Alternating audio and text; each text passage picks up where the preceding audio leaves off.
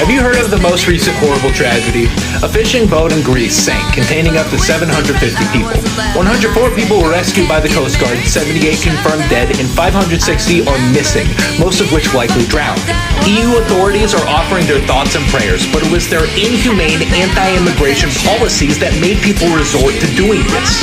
Tragedies like this one are inevitable when seeking asylum is nearly impossible. Not to mention, the response by the Greek Coast Guard was abysmal. They received and ignored distress calls and the countless safety concerns. Not to mention, the Greek state is more concerned with busting smugglers, some of which claim to just be passengers, than they are with a response. Also, it's interesting that you all 100% thought I was going to talk about the billionaires in a James Cameron Logitech Value Village tube at the bottom of the ocean. Don't lie to me. It's different though because they have money, but if you're poor, nobody cares if you drown.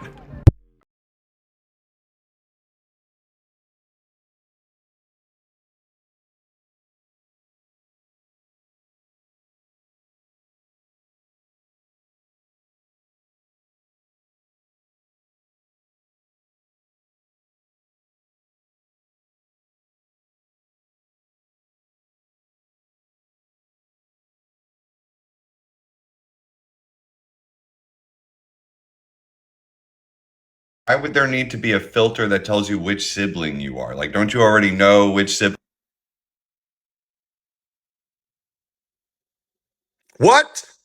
Private company advocating for safety deregulation so it can make more profits? Then calling on publicly funded taxpayer institutions to rescue and save them from the mess that they created via deregulations in the first place? That doesn't sound familiar at all. Can anyone find me an example of this? I really doubt it. Seriously, I've really never heard of such a thing. When has that ever happened? Never in my wildest dreams could I ever imagine such a thing happening in this economy. I'm not joking. You know, it's almost as if the system is to blame. Sounds crazy, I know. It's almost as if private corporations, when there's a profit to be made, make all of the profits, and yet when there's a cost or a risk or a loss or a catastrophic failure, it is socialized and put on the public. It's almost as if capitalism relies on a public safety net and a government-mandated insurance policy to bail out capitalists of their bad decisions and unchecked greed when there's a catastrophic failure, so that they don't have to feel the real harsh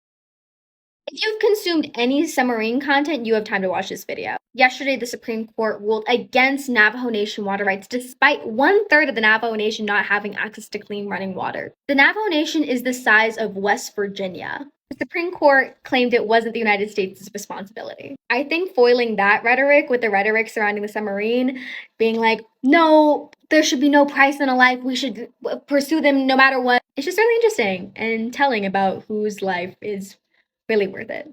Tough day for the Navajo Nation.